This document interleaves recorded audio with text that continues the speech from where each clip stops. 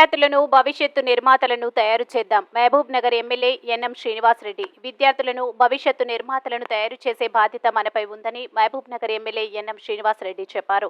విద్యా యాత్రలో భాగంగా ఆదివారం మహబూబ్ నగర్ జిల్లా కలెక్టర్ కార్యాలయ ఆవరణలో జరిగిన విద్యా యాత్ర కార్యక్రమంలో ఎమ్మెల్యే ఆత్మీయ కానుకను తన సొంత నిధులతో 2D, 3D animated digital content study materials ని 10వ తరగతి విద్యార్థులకు పంపిణీ చేశారు. ఈ సందర్భంగా ఎమ్మెల్యే ఎన్ఎం శ్రీనివాస్ రెడ్డి మాట్లాడారు.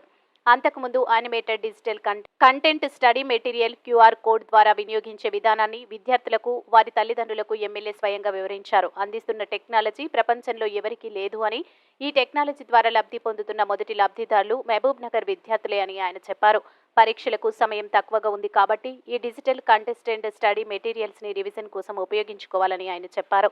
ఇంటర్ విద్యాభ్యాసం కోసం సుదూర ప్రాంతాలకు పోవాల్సిన అవసరం లేదని, మహబూబ్ నగర్ లో కూడా మంచి కళాశాలలు ఉన్నాయని, 2 సంవత్సరాల విలువైన సమయాన్ని జీవితంలో నష్టపోకుండా ఇంటర్ విద్యను ఇక్కడ తల్లిదండ్రుల సంరక్షణలో ఉండి చదువుకుంటే ఒత్తిడిని జయించవచ్చని ఆయన తెలిపారు.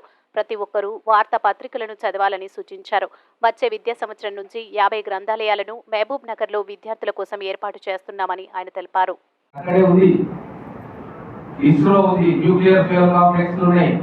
మనం కొద్దిగా ఎంకరేజ్ చేస్తే ఖచ్చితంగా వాళ్ళు పర్మిషన్ ఇస్తారు, చూపిస్తారు. పిల్లలకు వాళ్ళ పరిధి చాలా పెరుగుతుంది. దయచేసి ఈఓ గారు మీరు కూడా సర్కులర్ కూడా ఇష్యూ చేయొచ్చు. నెక్స్ట్ అకాడమిక్ ఇయర్ ఈ రూల్ బుక్ లో ఆ ఫ్రేమ్ కు లోబడి పిల్లల్ని బయటికి తీసుకెళ్ళండి అని చెప్పి మీరు అఫీషియల్ గా చెప్తే కనీసం దాంతో వాళ్ళు మ్యాండేటరీగా చేస్తారు. ఒకవేళ అది ఉంటే చెప్తే వాళ్ళు చేసుకుంటారు. కాబట్టి మీరు నెక్స్ట్ అకాడమిక్ ఇయర్ ఈ పిల్లలు నేను చెప్తా ఉన్నా, దయచేసి పిల్లలు మీరు కూడా ఒక విషయం చెప్తా. నేను చెప్పి మీకు కొద్దిగా అర్థమైనా చేయలేబట్టి అందరికి అర్థం. Thank you very much. Me brother AP గారికి అర్థం చేస్తున్నారు.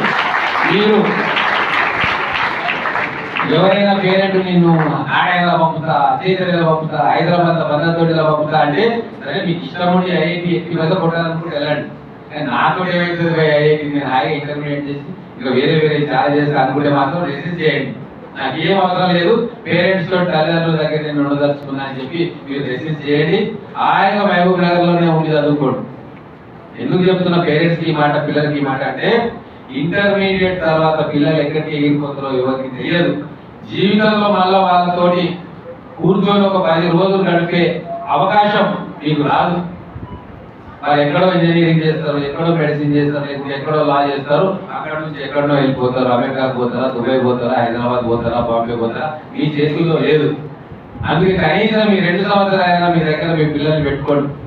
ఈ ఇంపార్టెంట్ ఇయర్స్ వాళ్ళ టాలెంట్స్ ఏంటి, వాళ్ళ ఆలోచనలు ఏంటి, వాళ్ళు మీకు ఇప్పుడు ఫ్రీ ఉంటే జీవితాంతం మీకు ఫ్రీ ఉంటారు. ఇప్పుడు గ్యాప్ వస్తే మళ్ళీ గ్యాప్ వచ్చే శక్తి బలవంతులు కూడా లేదు. అందుకే ఏదున్నా అంటే నేను చెప్పేది ఆచరించినప్పుడే చెప్తా, లేకుంటే నేను తప్పు చేసిన కాబట్టి మీరు చేయండి అని చెప్తా. నేను మా పిల్లల్ని ఎక్కడికి పంపుకోవాలి, ఇంటర్మీడియట్ నాతోటే ఉంచుకున్నా.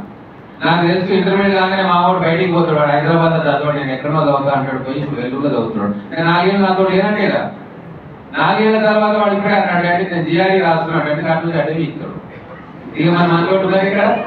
నాకు తెలిసే నేను ఇంటర్మీడియట్ ఎక్కడ పోలేదు, నాతోటే ఉన్నాడు. వాడు అప్రోప్రియేట్ ఎత్తు దాటి బయటకు వస్తుంటే వాడి ఆలోచనలు ఏంటి, వాడి టాలెంట్ ఏంటి, వాడు నాతో డిస్కస్ చేద్దాం, ఏం చేద్దాం, నా పూర్తి అవగాహన వచ్చేసింది వాడి క్యారెక్టర్ ఏంటనేది. అట్లాగే మా అమ్మాయి ఆ 2 ఇయర్స్ మీరు బయటికి పంపించింది అనుకో, ఇక మీకు ఏం ఉండదు. అమ్మాయినేమో మా పిల్లవాయ, మా పాపవాయ అని హోమ్ సిక్ ఉంటుంది. ఇక మీరు అటు పోలేక ఇటు పోలేక అమ్మాయిని వాడికి వెళ్ళి డాడీ ఫుడ్ బాగలేదు, నిద్ర వస్తలేదు, వాటర్ ర్యాగింగ్ చేయడం, మీ ఊరికి హైదరాబాద్ సాటర్డే తిరుగుడే సరిపోతుంది 2 సంవత్సరాలు అంతేనా? అట్లప్ప వాళ్ళు ఎవరో పెద్ద ఏమో ఐఐటీ ర్యాంకులు చేస్తారా అంటే ఇన్ని లక్షల మంది పోతే 200 మందికి వస్తాయి మొత్తం హైదరాబాద్ లో ర్యాంకులు. కానీ మిగతా 99,800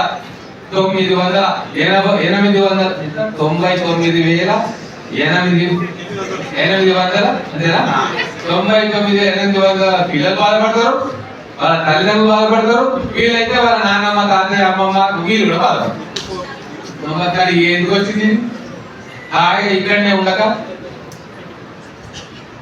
అయినా ఎవరికైనా అంత టాలెంట్ ఉంది అని చెప్పి మీకు నమ్మకం కలిగితే ఖచ్చితంగా పంపించండి. మా మామూలు మాట చెప్తాను, డాడీ నాకు ఐఐటీ అంత సీన్ లేదు, నేను ఎగ్జామే రాయ, నాకు అవసరం లేదు. నేను మంచిగా చదువుతా, మంచి కాలేజీలో సీటు తెచ్చుకుంటా, కానీ నేను ఐఐటి అంత టాలెంట్ నాకు లేదు అని ఒప్పుకున్నా. ఇంత మంచివాడు ఆయన ఉన్నది చెప్పిండు. ఇక వాళ్ళు ప్రెజర్ చేయలే, నువ్వు చేతిగా చేయించిన చూద్దాంలే అని. 3 రోజులు కాకపోతే సచ్చినా ఉండదు ఈ దొడ్డ, నాకేమో వస్తుంది, నేను వచ్చి ఇంట్లో ఉంటానని చెప్పి అటు ఇంటికి వచ్చేసి. అంటే నేను అనుభవంతో చెప్తా ఉన్నా, ఏ ఉపయోగం లేదు. వాడు మంచిగానే రాసిండు, అదో ఇదో ఎంట్రెన్స్ రాసుకుంటూ వెల్లూరులో మంచి కాలేజ్, ఐఐటి తర్వాత నెక్స్ట్ కాలేజ్ అది ఏదో ఒకటి వచ్చింది, అయిపోయింది. ఇక్కడ కూడా మన పిల్లలందరికీ తెలుసు నాకు ఏమొస్తుంది అని, కానీ చెప్పడానికి ధైర్యం ఉండదు వాళ్ళ తల్లిదండ్రులు. ఎందుకంటే మీరు అన్ని ఆశలు పెట్టుకుంటారు వాళ్ళ మీద. ఆమె ఏమో అయిపోవాలి, ఆయన ఏమో అయిపోవాలి, ఐఏఎస్ కావాలి, ఇది కావాలి, అది కావాలి, ఐఐటి పోవాలి. మన ఐఐటి కూడా మామూలు ఐఐటి కాదు, మళ్ళీ టాప్ ఐఐటీలే రావాలి. మనమేమో ఇక 10th grade సార్లు పేరేను, ఇక మన పిల్లలేమో ఐఐటికి రావాలి. అంటే ఎంత అన్యాయంగా వాళ్ళ మీద మనం అందరం. గవర్నమెంట్ అట్లే చేస్తున్నారు, ఆఫీసర్లు అట్లే చేస్తున్నారు, టీచర్లు అట్లే చేస్తున్నారు, ప్రైవేట్ స్కూళ్ళు అట్లే చేస్తున్నారు. ఇంత పెట్టాక వాళ్ళు నలిగిపోయి ఏమవుతారు? కాబట్టి మీరు రెసిస్ట్ చేయండి అమ్మా, అబ్బాయిలు అమ్మాయిలు చెప్తా ఉన్నా, మీకు ఇంట్రెస్ట్ ఉండి నేను సాధిస్తా అంటే వెళ్ళండి.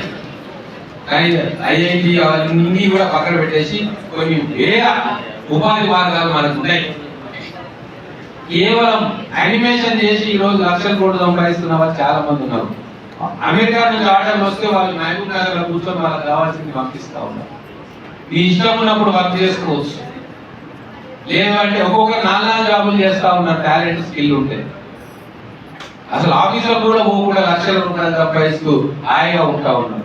అంటే టెక్నాలజీ మారుతుంది, ప్రపంచం మారుతుంది, విద్యా వ్యవస్థ కూడా మారుతా ఉంది. కాబట్టి దానికి అనుగుణంగా ఈ 30 సంవత్సరాల నుంచి ఏదైతే మనం ఒక మూసపోత కార్యక్రమం చేసుకుంటా ఉన్నామో దాని నుంచి బయటికి రావాల్సిన అవసరం మనందరికీ ఉంది. ఈ డిజిటల్ బుక్స్ కూడా ఎందుకు ఇస్తున్నారంటే మీకు ఒక కాన్సెప్ట్ అర్థమైపోతే అది ఎగ్జామ్స్ ఇప్పుడు డిగ్రీ అయిపోయిన తర్వాత కూడా ఆ కాన్సెప్ట్ మైండ్ లోనే ఉంటుంది. మేము అప్పుడు చదువుకున్నాం కాబట్టి బయట జ్ఞానం ఎక్కువ ఉంది కాబట్టి మేము ఏ కాంపిటేటివ్ ఎగ్జామ్ రాస్తే కూడా దాంట్లో మేము సక్సెస్ అయినాం.